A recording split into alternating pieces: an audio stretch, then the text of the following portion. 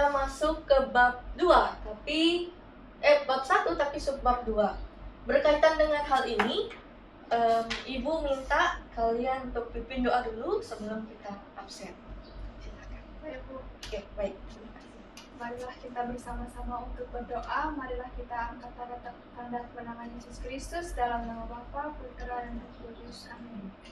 Selamat pagi, Allah Bapa, Tunggal Maha Kudus. Terima kasih atas penyertaan-Mu hari ini, sehingga kami dapat berkumpul di sini dalam keadaan sehat dan walafiat. Dan terlagi, kami akan memulai pembelajaran kami. Sudi kiranya Engkau memberkati pelajaran kami dari awal pertengahan hingga berakhirnya, supaya proses pembelajaran kami sesuai dan seturut dengan kehendak-Mu. Demi Kristus Tuhan dan Perantara kami, kini dan sepanjang segala masa. Amin. Dalam nama Bapa, Putra, dan Roh Kudus. Amin. Oke, baik. Terima kasih untuk memimpin doa pada hari ini. Tidak terasa, kita sudah menjalani subbab pertama.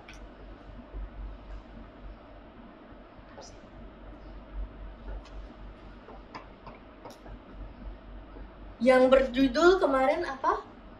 Hidup dalam pilihan berkeluarga. Itu panggilan berkeluarga. Oke. Tulisan Ibu kayak ikan ayam. Nah, di bab yang menjadi subbab 2, kita akan masuk kepada apa? Boleh dibaca? Panggilan hidup membiara. Nah, subbab 2 yaitu subbab panggilan hidup Biar membiara. Apa yang kalian tahu tentang ini? Membiara hidup panggilan hidupnya menjadi pengikut Kristus, hanya untuk berdoa, dan seperti itulah, hanya untuk memberikan hidupnya kepada Tuhan. Dan Sini biara itu seperti saling melayani terhadap sesama tanpa membeda-bedakan. baik. Kalian sudah menjabarkannya dengan baik. Tetapi dalam hidup membiara ini, kita tidak akan terlepas dari panggilan hidup berkeluarga. Kenapa demikian? Karena dalam hidup berkeluarga ini menjadi jalur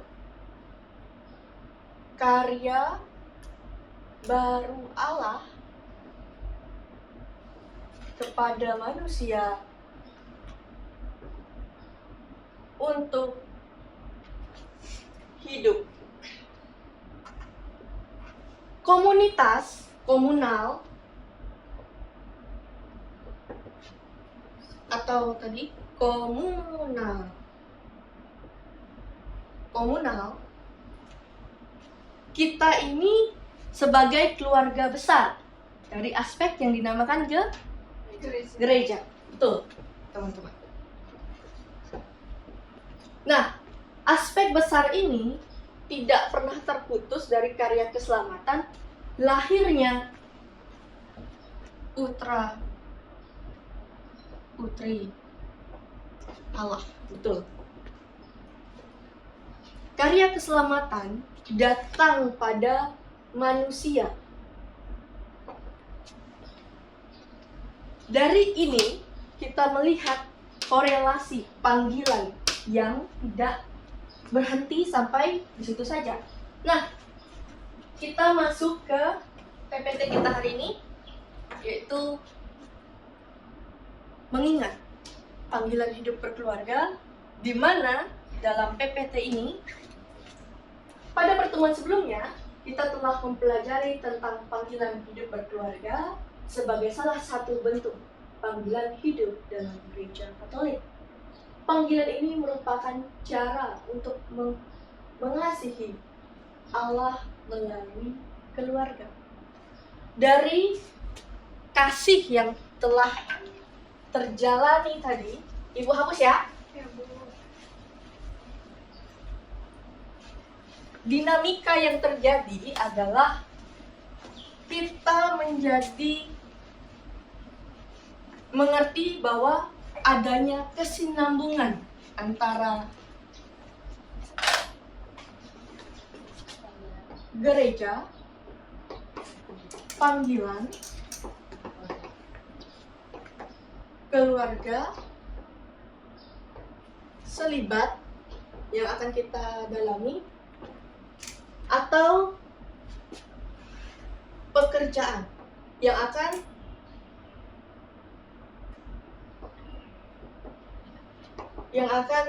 dijalani. Bahwa kedua hal ini sebagai pokok dasar panggilan membawa kita pada suatu karya keberlanjutan.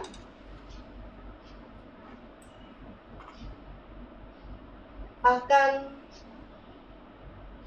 sumber keselamatan. Yang dijelaskan pada poin kedua yaitu pertanyaan refleksinya, apa yang kalian pelajari tentang panggilan hidup berkeluarga yang kemarin? Dan hari ini kita akan masuk dan melanjuti lebih dalam tentang melanjutkan dengan mempelajari panggilan hidup membiara selibat sebagai pilihan lain. Nah, dalam motivasi awal, terkadang banyak pilihan yang kira-kira membuat kita bingung. Apakah saya ingin jadi suster atau bruder? Itu pasti ada pertanyaan di antara kita semua. Karena kita sudah tadi mempelajari panggilan hidup berkeluarga, lalu kita masuk ke panggilan selibat. Ibu mau menanyakan satu hal dari poin ini. Ada nggak pikiran kalian untuk kira-kira 5 tahun atau 10 tahun ke depan aku akan mengambil apa dalam hidupku? Jadi guru. Jadi guru? Oke, itu mimpi kalian. Ya. Dan mungkin ini akan sebenarnya tidak apa-apa materi subbab berikutnya, tapi bisa berkesinambungan bahwa cita-cita di sini.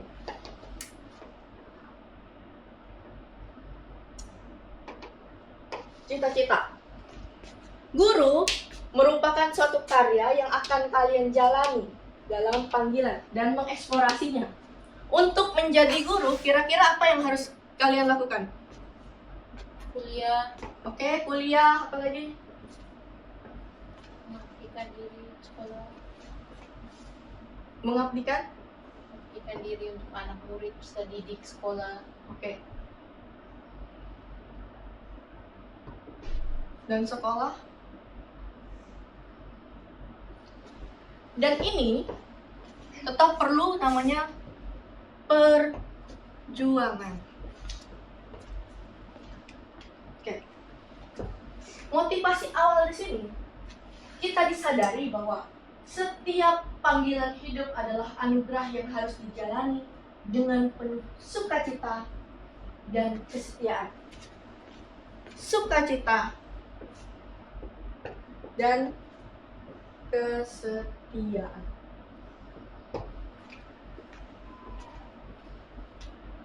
Di mana saat kita memahami akan panggilan, sukacita dan kesetiaan ini, kita memahami panggilan hidup membiara penting karena membantu kita menghargai keberagaman cara Allah memanggil manusia untuk melayaninya dan sesama dengan sepenuh hati. Nah, kali ini Ibu mau tunjukin satu video yang kira-kira bisa menjadi Halo sobat, menjadi salah satu motivasi untuk kalian mengenai memahami panggilan ini. Itu apa ya? Ini salah satu suster Beliau berkarya pada Karmel yang cukup kontemplatif. Kontemplatif artinya tidak terbuka untuk orang lain. Mereka hanya terbuka untuk 25 tahun sekali dalam hidupnya untuk keluar pada umat, tapi hidup doanya sangat kuat. Ini 1 menit saja kira-kira. Halo Sobat Sahabat Tulin Kecil, saya Suster Maria dari Hati Kudus Yesus ingin mengatakan kata-kata untuk hari ini untuk orang muda Katolik yang merasa dirinya terpanggil. Ya, kita harus yakin dan teguh untuk menjawab panggilan Tuhan. Jadi jangan ragu-ragu dengan panggilan yang ada dalam diri kita, karena orang-orang yang merasa terpanggil itu hanya orang-orang yang terpilih. Jadi jangan takut untuk mengatakan ya pada panggilan kita masing-masing. OMK, nyalakan lilinmu, lilin kecil, bersinarlah terus. Halo Sobat Sahabat Tulin Kecil, saya Oke. Dia mengulang tapi tidak apa-apa. Nah, dari pemahaman ini kita masuk lagi ke PPT. Sip. Nih.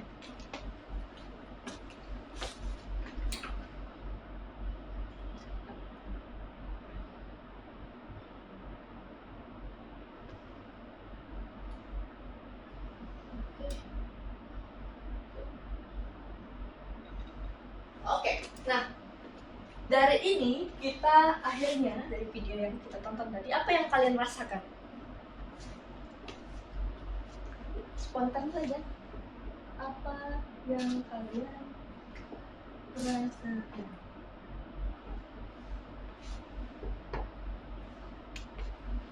Panggilan. Panggilan.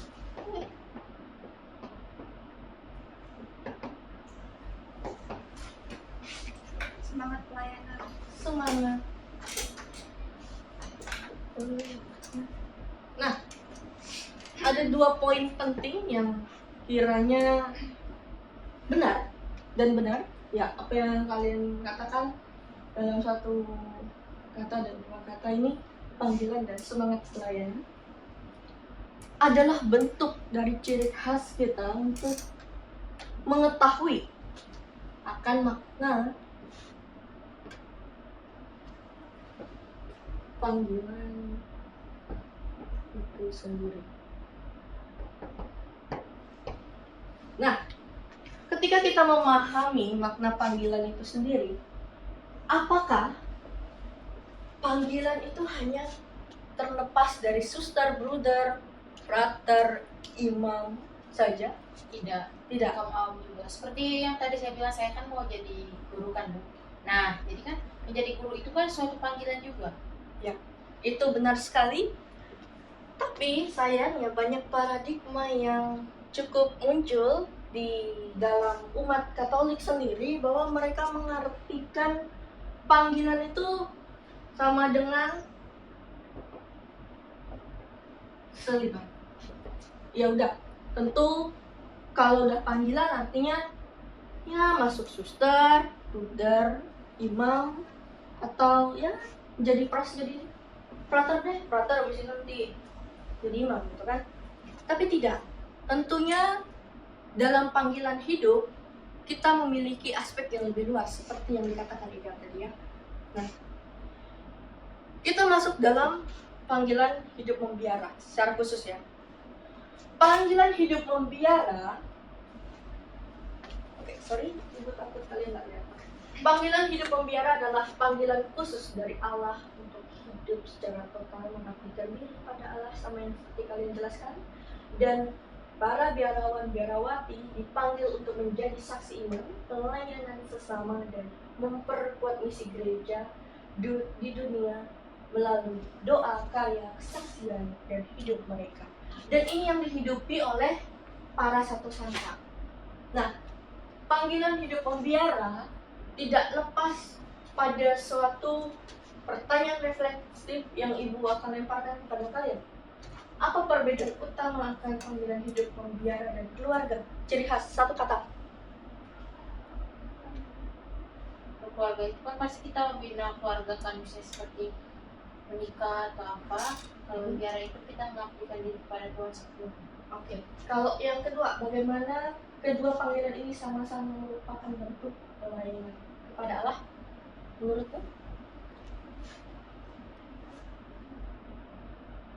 Mungkin karena kan merupakan bentuk pelayanan kepada Allah itu karena kan kalau kita dalam misalnya berkeluarga itu, kita kan kalau berkeluarga dalam Katolik ini pasti kan kita ada kegiatan-kegiatan juga di gereja atau apa, itu merupakan pelayanan kepada Allah. Sedangkan dalam biara kan emang otomatis mereka sepenuhnya itu melayani, maksudnya melayani umat untuk membina iman umat, membina iman mereka sendiri, lalu berdoa itu sendiri. Oke. Berarti ini nyambung ke pertanyaan ketiga dan keempat, di mana kedua hal ini akhirnya membuat seseorang untuk termotivasi menghidupi panggilan yang berbeda tadi dengan meninggalkan elektronik, kemewahan. Bayangkan mereka suster, bruder, atau frater itu mereka lepas dari gadget, mereka lepas dari keluarga, mereka lepas dari semua hal yang berkaitan dengan keduniawian dan memutuskan untuk mengambil panggilan hidup membiara. Nah, yang kelima ini, bagaimana panggilan membiara memperkuat iman dan pelayanan? Apa tantangan yang dihadapi dalam hidup membiara dan bagaimana cara mengatasinya? Tentu kita menyadari bahwa panggilan sekali lagi memiliki konsekuensi dan tantangan serta tanggung jawab juga. Yang perlu diambil.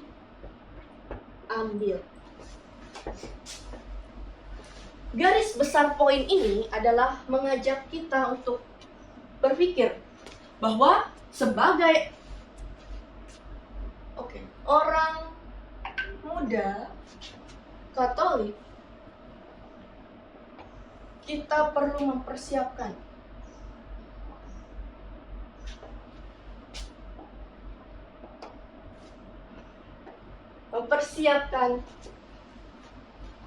kehidupan.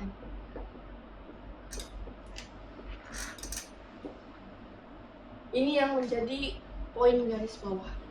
Kita mempersiapkan kehidupan. Nah, kita masuk pada hakikat hidup membiara dan selibat. Hakikat hidup membiara dalam perjalanannya, yaitu para religius secara total hidup kepada Allah dalam komunitas. Mereka meninggalkan kehidupan duniawi untuk sepenuhnya mengabdikan hidup kepada Allah melalui doa, pelayanan, dan persekutuan. Nah, hidup selibat tidak lepaslah dari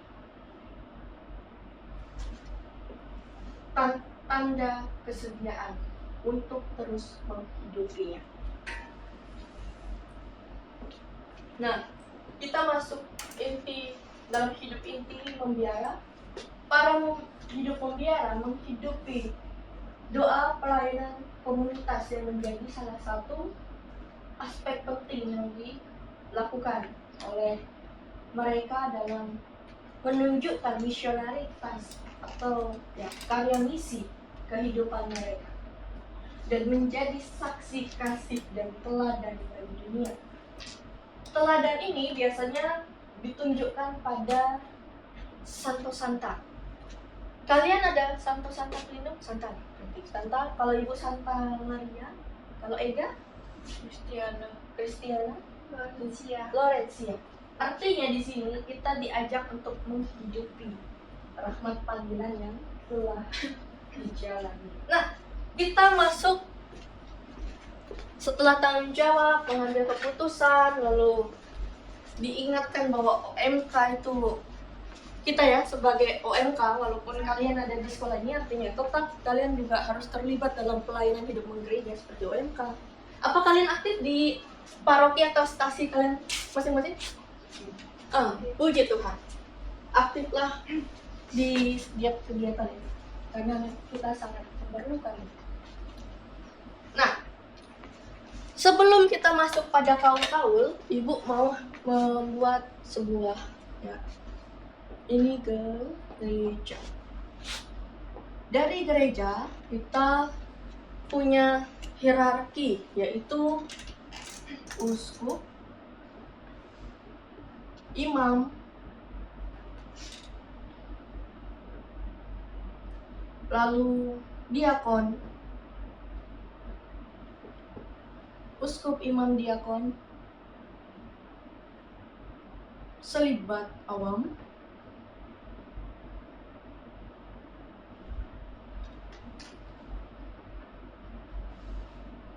di sini ada suster, bruder,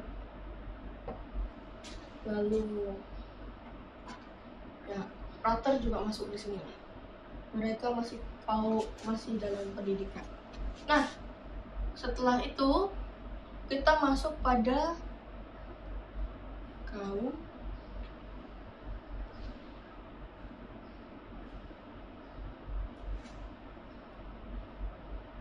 umat Allah. Oke, umat Allahnya di sini.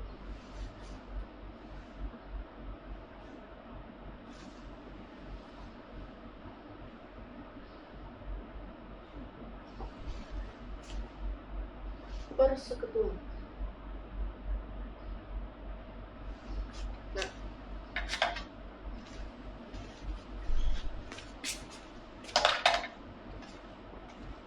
Nah, di sini kita punya gereja. Gereja itu bukan hanya sebuah gedung,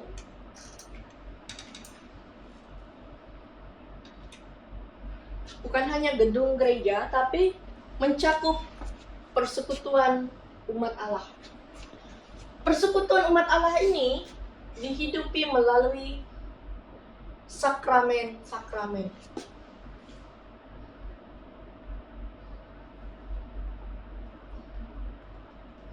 Boleh sebutkan apa-apa saja sakramen-sakramen itu?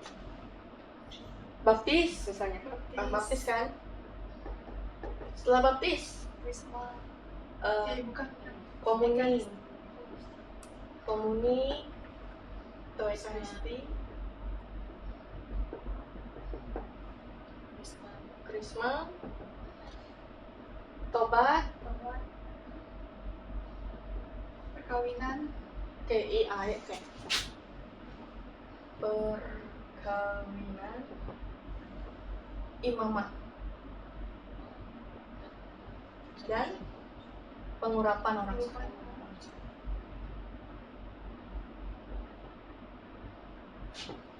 Nah, dalam 7 sakramen ini 1, 2, 3, 4, 5, 6, 7. Tuh, 7. Dalam 7 sakramen ini kita memilih sakramen pada dasarnya memiliki makna khusus. Makna khusus itu apa? Tanda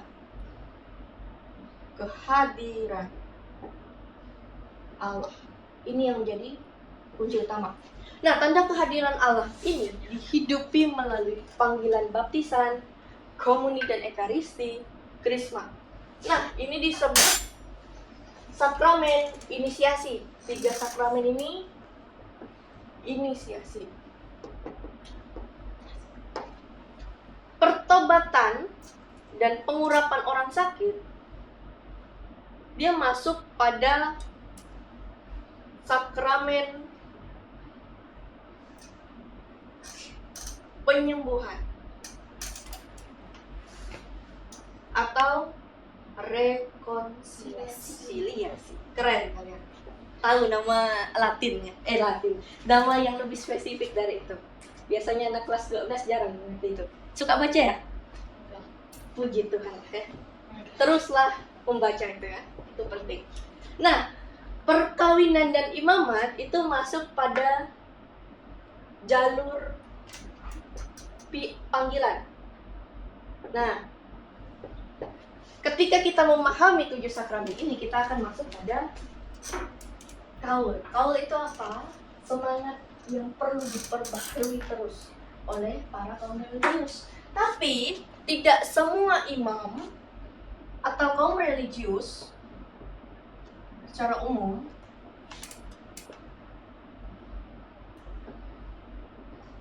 wajib menghidupi ini.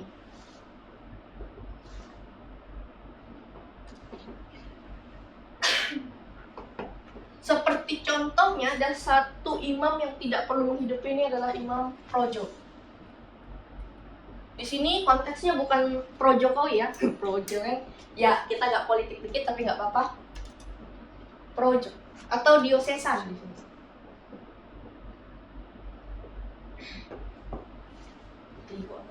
Tapi nggak apa-apa. Nah, berbagi semua miliknya, hidup sederhana tanpa kemewahan, menjalankan kemudahan dari komunitas dan sebagainya. Ini yang paling utama. Ketika miskin artinya sungguh-sungguh pergi dari semua aspek kemiskinan itu, hidupi kemiskinan. Yang kedua, kalau ketaatan, di mana kaum religius ini benar-benar taat pada pimpinan. Disinilah yang disebut mereka mengikuti jejak Kristus itu sendiri, taat pada Allah. Nah, kemurnian mereka hidup di dalam keperawanannya dan hidup sungguh-sungguh selibat, bukan hanya perawan sih, tapi maksudnya benar-benar hidup murni dalam kaul ini. Ikatan total yang tidak lepas gitu dari hidup itu. Nah, penghayatan hidup religius hampir mirip, di mana mereka sungguh-sungguh hidup dalam kesetiaan religius hari-hari, berdoa dan lain sebagainya. Praktek penghayatan panggilan dalam doa dan lain sebagainya. Pentingnya hidup membiara dalam komunitas. Nah, komunitas inilah yang juga bisa kita lihat di papan tulis bahwa kehidupan itu tidak lepas, bahwa kita sebagai gereja yang komunal, universal, itulah gereja Katolik artinya, universal. Di situ benar-benar kita harus menghidupi. Nah, dalam rangkuman materi ini, Ibu mau mempertegaskan sesuatu mungkin, bahwa ada sesuatu yang sungguh penting di mana perjalanan hidup ini membawa kita pada konsekuensi. Apakah kalian semua di sini kelas 12 biasanya sudah krisma atau belum? Sudah. Enggak. Oke. Nah, ketika kalian sudah krisma, artinya ada konsekuensi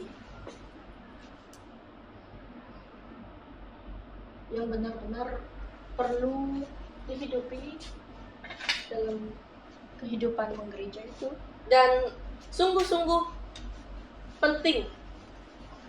Ibu hapus ya. Nah, dalam rangkuman materi kita akan masuk. Kita masuk ke rangkuman materi. Nah, rangkuman materi ini mengingatkan pada panggilan hidup pembiara dalam bentuk hidup bakti khusus, di mana seorang menyerahkan diri sepenuhnya pada Allah. Selibat merupakan tanda kesaksian, kesetiaan, dan pengabdian total dalam konteks religius. Dan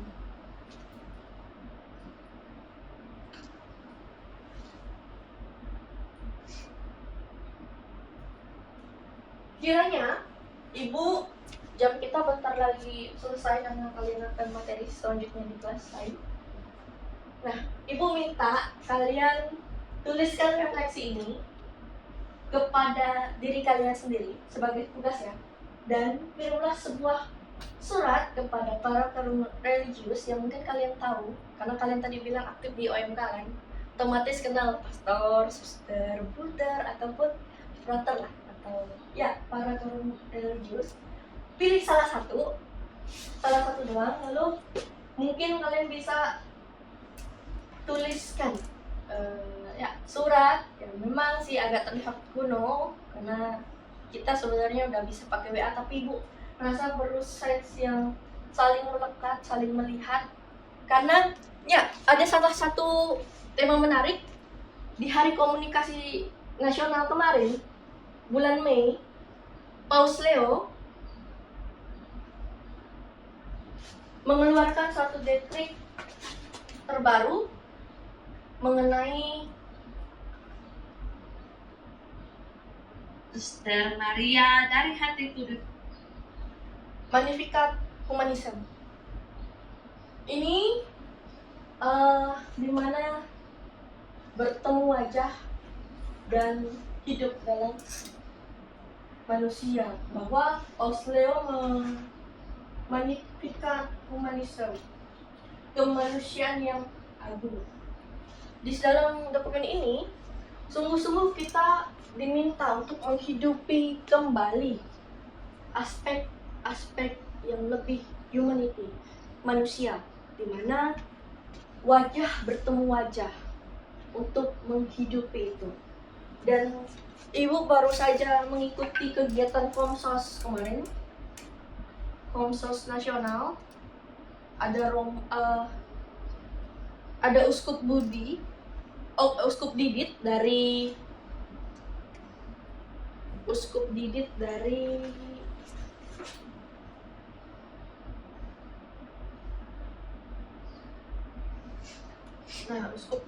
beliau, Ibu terlibat di dalamnya, dan kalian mungkin bisa.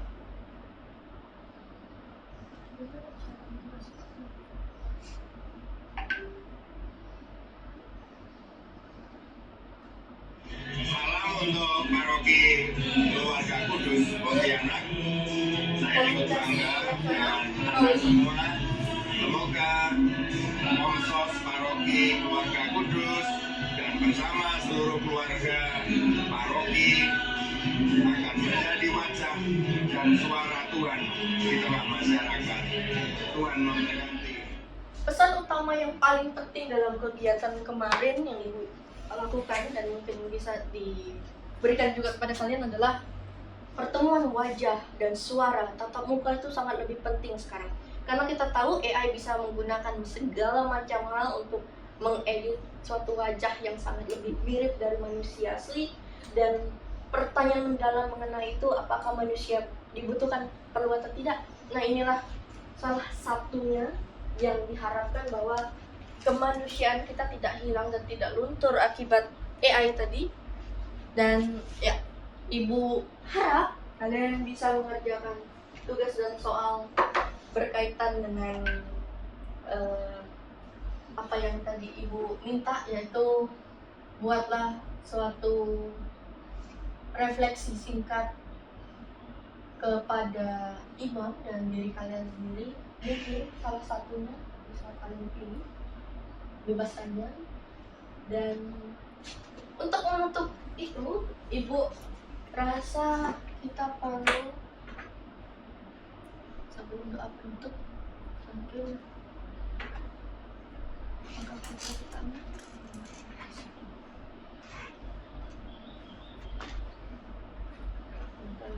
Internetnya keluarga jam.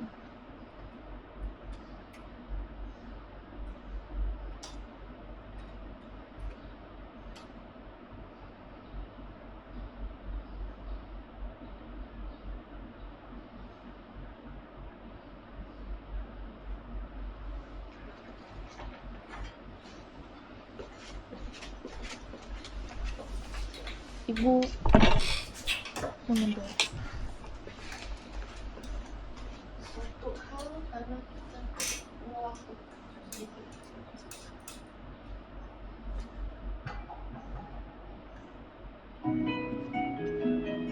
Kita nyanyi sama-sama.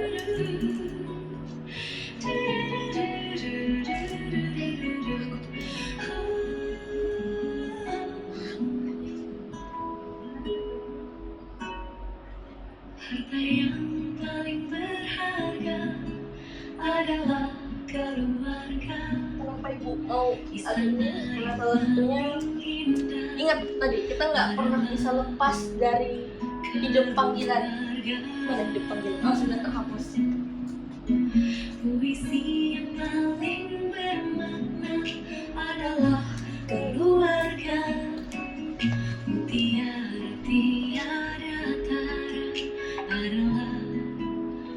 keluarga. Selamat pagi Ama, selamat pagi Abah. Mentari hari ini Ingatlah apapun panggilan kalian nanti, tetaplah bersyukur karena tanpa keluarga, tanpa ayah dan ibu, terima kita kasih tidak akan Ama, pernah berjalan sebagai manusia. untuk tampil perkasa bagi kami putra putri yang siap berbakti. Aran mau jadi pohon. Jadi pohon, Bukan, Mak. Pohon gak penting. kan nama Ara sendiri kan diambilnya dari pohon cemara.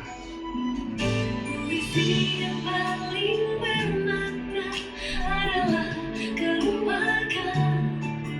Mutiara tiada tara adalah keluarga. Selamat pagi Mama saya, selamat pagi Abah saya. Mentari hari ini berseri indah. Terima kasih Abah, terima kasih Abah, untuk tampil perkasa bagi kami putra putri yang siap berbakti.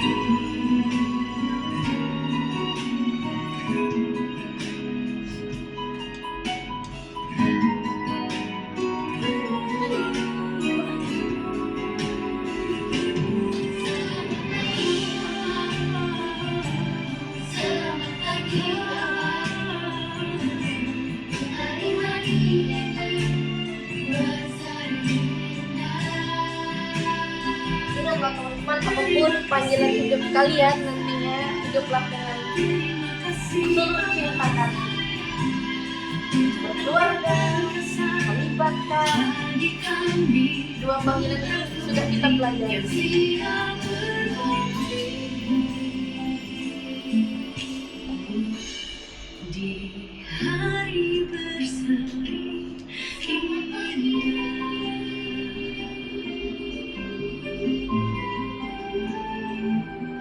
Terima kasih.